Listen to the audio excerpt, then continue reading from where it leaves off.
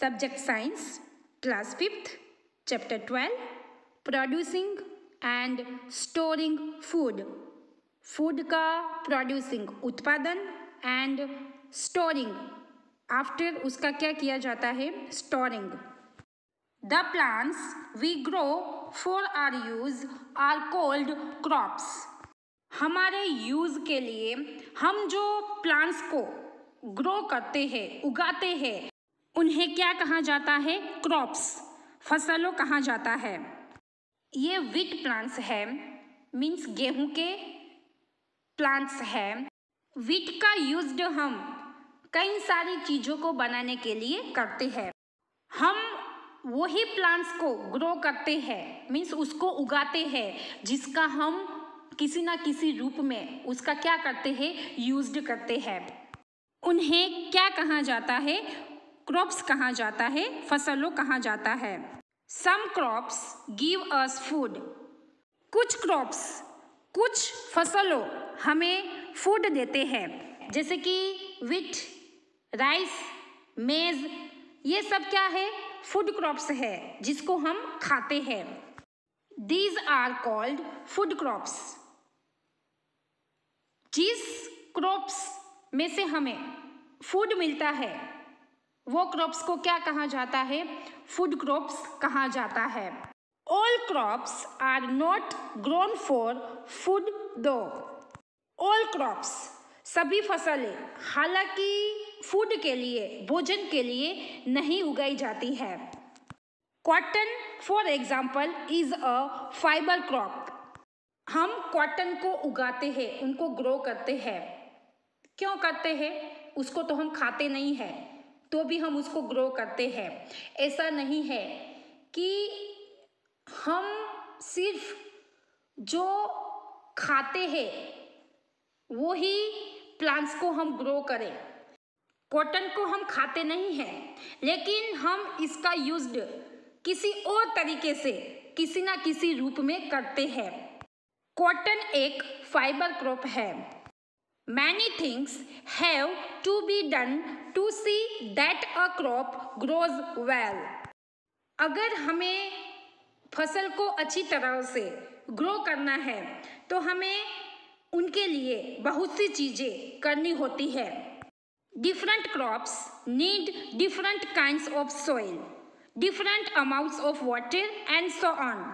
Different crops विभिन्न फसलों को विभिन्न प्रकार की मिट्टी अलग अलग मात्रा में पानी आदि की आवश्यकता होती है. But there are some general steps that are taken to make any crop grow well. कुछ जनरल स्टेप्स हैं जो क्रॉप को अच्छी तरह से ग्रो करने के लिए किए जाते हैं. Let us discuss some of these steps. आइए हम कुछ स्टेप्स के बारे में डिस्कस करें. फर्स्ट प्लाउइंग के बारे में देखते हैं. Ploughing means digging up the soil to loosen it. Ploughing का अर्थ है कि सॉइल मिट्टी को डिगिंग खोद कर उसे लूसन ढीला करना. A plough has a curved blade for digging. Plough means हल. प्लाउ में खुदाई के लिए उसमें कर्व्ड ब्लेड घुमावदार ब्लेड होता है जिससे सोइल को क्या किया जाता है खोदा जाता है. It can be drawn by animals और बाय अ ट्रैक्टर. प्लाउ मीन्स हल. प्लाउ को एनिमल्स के द्वारा या तो ट्रैक्टर्स के द्वारा खींचा जा सकता है. Loosening the soil with a plow makes the soil airy. Plow means हल. प्लाउ के द्वारा सोइल को खोदने से सोइल जो है वो लूजन ढीली बनती है. प्लाउ के द्वारा सोइल को एरी प्लाउ जो है वो सोइल को एरी बनाता है मीन्स हवादार बनाता है. This helps the roots of plants breathe. इससे प्लांट्स की रूट्स को सांस लेने में मदद मिलती है. The roots can also go into the loose soil more easily in search of water and nutrients. Soil, मिट्टी को खोद के उनको ढीली करके बाद में हम क्रॉप्स को उगाते हैं। ऐसा क्यों करते हैं? क्योंकि प्लांट्स की रूट्स, उनकी जड़ें जो होती है वो लूज सॉइल में इजीली वाटर एंड न्यूट्रिएंट्स की तलाश में जा सकती है। Besides water can seep into loose soil more easily. इसके अलावा वाटर इजी से ढीली मिट्टी में रिस सकता है। इम्प्रूविंग फर्टिलिटी, सॉइल की फर्टिलिटी में इम्प्रूविंग कैसे ला सकते हैं उसके बारे में देखते हैं। You know that plants take up nutrients from the soil. आप जानते हैं कि प्लांट्स सॉइल से, मिट्टी से न्यूट्रिएंट्स को लेते हैं, पोषक तत्वों को लेते हैं। When crops are grown on the same soil for a long time, the soil slowly loses nutrients. जब क्रॉप्स को लंबे समय तक एक ही मिट्टी पर उगाया जाता है तो सॉइल धीरे धीरे पोषक तत्वों को, न्यूट्रिएंट्स को खो देती है। So nutrients have to be added to the soil to make it fertile.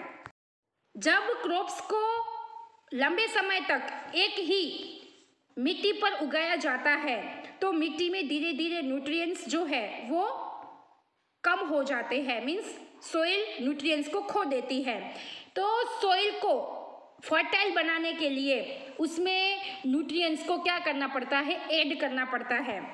2 kinds of nutrients can be added to the soil. Soil में 2 टाइप्स के न्यूट्रिएंट्स को ऐड किया जा सकता है।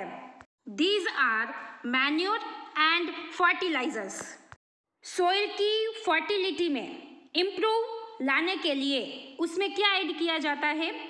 2 kinds of nutrients like manure and fertilizers. Natural soil nutrients are called manure. Natural soil के पोषक तत्वों को क्या कहा जाता है? मैन्योर, खाद कहा जाता है। Manure is produced by letting natural decomposers act upon waste such as animal dung and crop residue.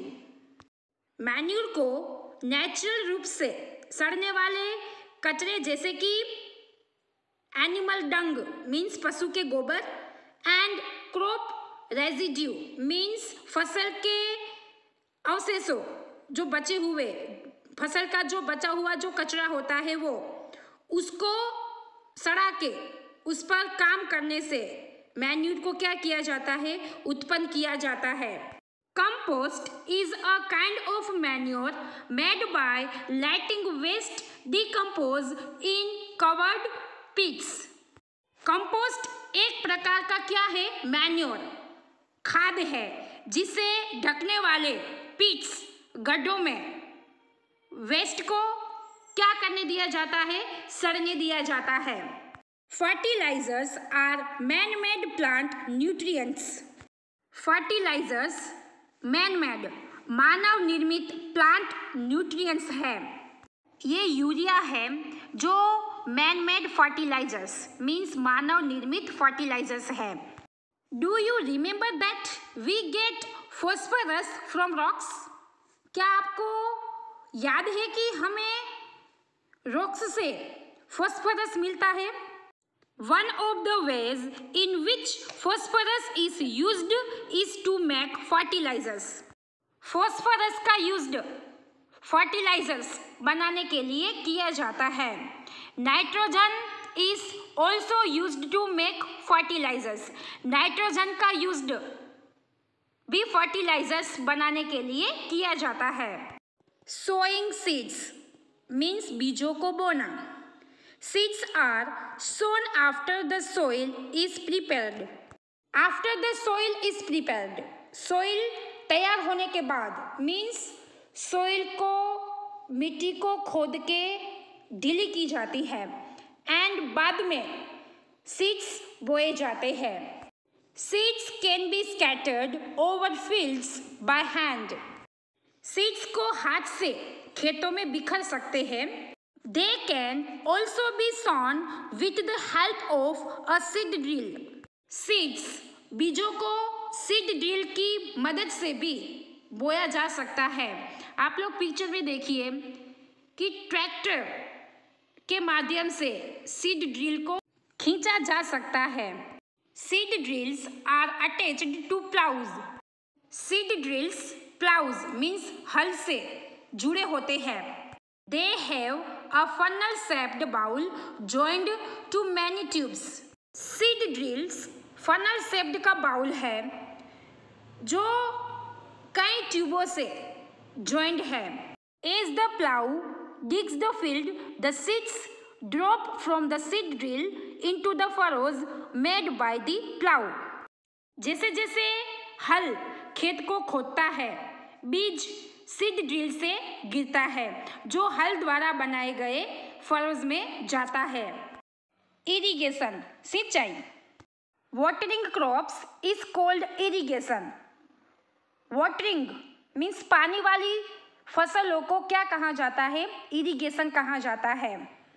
Crops को ग्रो करना है तो फर्स्ट क्या करते हैं हम कि हम सॉइल को खोद के उसको ढीली करते हैं। बाद में क्या किया जाता है? सीड्स को बोए जाते हैं। सीड्स बोने के बाद में उसमें पानी दिया जाता है। Nature irrigates crops fields by bringing rain. कुछ लोग क्या करते हैं कि जब बारिश की सीज़न होती है तब ही क्रॉप्स को ग्रो करते हैं, उगाते हैं, जिससे बारिश के पानी से क्रॉप्स को क्या मिले? पानी मिल सके। लेकिन ये इतना इनफ नहीं है क्योंकि कभी कभी क्या होता है कि बारिश आती है या तो कभी आती नहीं है, तो क्रॉप्स को पानी की कमी भी हो सकती है। But often that is not enough. लेकिन यह पर्याप्त नहीं होता है क्योंकि कभी कभी बारिश आती है तो कभी आती भी नहीं है, जिससे क्रॉप्स को पानी भी नहीं मिलता है। Then we use water from rivers, lakes, wells and ponds. बारिश का पानी पर्याप्त नहीं होता है तो फिर हम क्या करते हैं? Rivers, lakes, wells and ponds के पानी का हम क्या करते हैं? यूज करते हैं। The water is carried to the fields by canals or by pipes. पानी को कैनल्स या तो पाइप्स के द्वारा खेतों तक लाया जाता है। We also use groundwater drawn out with the help of the tube wells for irrigation. हम सिंचाई के लिए ट्यूब वेल्स की हेल्प से निकाले गए ग्राउंड वाटर का भी यूज करते हैं।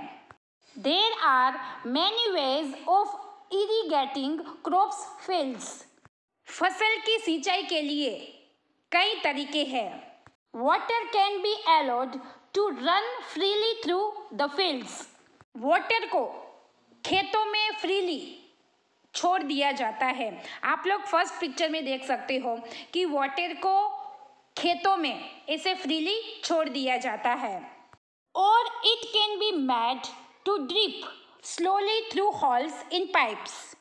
क्रॉप्स को पानी देना है तो कैसे देते हैं? आप लोग फर्स्ट पिक्चर में देखिए कि वाटर को खेतों में ऐसे फ्रीली छोड़ा जाता है या तो ड्रिप के थ्रू। सेकंड पिक्चर में आप लोग देख सकते हो ड्रिप के थ्रू क्रॉप्स को पानी दिया जाता है। ड्रिप में क्या होता है? पाइप्स जो होते हैं उसमें होल्स किए जाते हैं एंड वो होल्स में से पानी थोड़ा थोड़ा निकलता रहता है एंड फिर उसके थ्रू क्रॉप्स को पानी मिलता है। You will learn about different methods of irrigation later. आप बाद में सिंचाई की डिफरेंट मेथड्स के बारे में जानेंगे। नेक्स्ट, प्रोटेक्टिंग क्रॉप्स, फसलों की सुरक्षा। जैसे ही सॉइल प्रिपेयर्ड हो जाती है तो उसमें सीड्स को बोए जाते हैं। सीड्स बोने के बाद उसको पानी दिया जाता है एंड जैसे ही उसको पानी मिलेगा, सनलाइट मिलेगी, तो प्लांट्स ग्रो होते जाते हैं। फिर बारी आती है उनके प्रोटेक्शन की कि उसको एनिमल्स, बर्ड्स, इंसेक्ट, इन सब से कैसे बचाना है। Crops have to be protected from rats, insects, birds and diseases. Crops को rats, insects, birds and diseases means बीमारियों से बचाना पड़ता है। Birds are usually scared away. Birds आमतौर डर जाते हैं। ये है स्केरक्रो। खेतों में ऐसे पुतले क्यों रखे जाते हैं? बर्ड्स, एनिमल्स आदि को डराने के लिए खेतों में स्केरक्रो रखे जाते हैं। ये एंटी नेट बर्ड है जिसको क्रॉप्स के ऊपर ढककर क्रॉप्स को बर्ड से बचाया जाता है। Pesticides are used to get rid of the other harmful organisms. कीटनाशकों का यूज्ड अन्य हार्मफुल ऑर्गेनिजम्स मीन्स हानिकारक जीवों से छुटकारा पाने के लिए किया जाता है। Pesticides are chemicals made in factories. Pesticides कीटनाशकों फैक्ट्रीज में बने केमिकल्स होते हैं। You will learn more about chemicals in the next 3 chapters. आप नेक्स्ट 3 चैप्टर्स में केमिकल्स के बारे में अधिक जानेंगे। थिंग्स लाइक बैगन and heat used to get rid of mosquitoes and cockroaches are pesticides. Mosquitoes and cockroaches से छुटकारा पाने के लिए इस्तेमाल की जाने वाली बैगन एंड हीट जैसी चीज़ें कीटनाशक है। Unwanted plants sometimes grow in crops fields. अवांछित पौधे कभी कभी फसल के खेतों में उगते हैं। जिस प्लांट्स की आवश्यकता नहीं होती है ऐसे प्लांट्स क्रॉप्स के खेतों में उगते हैं या तो क्रॉप्स के साथ बाजू में उगते हैं। उसे अनवांटेड क्रॉप्स कहा जाता है जिसकी ज़रूरत नहीं होती है। This plants are called weeds. ऐसे प्लांट्स को क्या कहा जाता है? वीड्स कहा जाता है। पिक्चर में देखिए कि क्रॉप्स के साथ अनवांटेड प्लांट्स मीन्स जिसकी आवश्यकता नहीं होती है वो भी प्लांट क्रॉप्स के साथ बाजू में उगते हैं। उन्हें क्या कहा जाता है? वीड्स कहा जाता है, जिन्हें निकालना जरूरी है। Weeds are removed from fields to protect crops.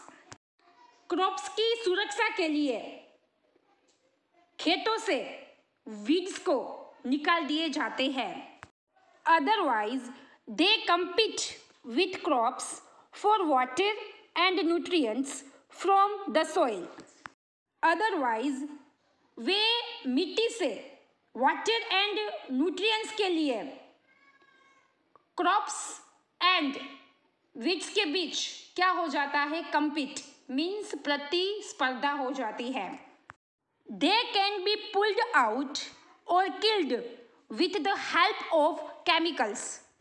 उन्हें केमिकल्स की मदद से पुल्ड आउट बाहर निकाला जा सकता है या तो उन्हें किल्ड मारा जा सकता है।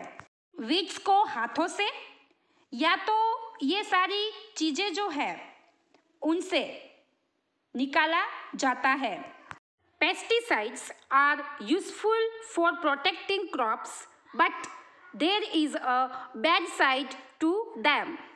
Pesticides कीटनाशकों क्रॉप्स की रक्षा के लिए तो यूजफुल है, लेकिन उनकी बैड साइड भी है।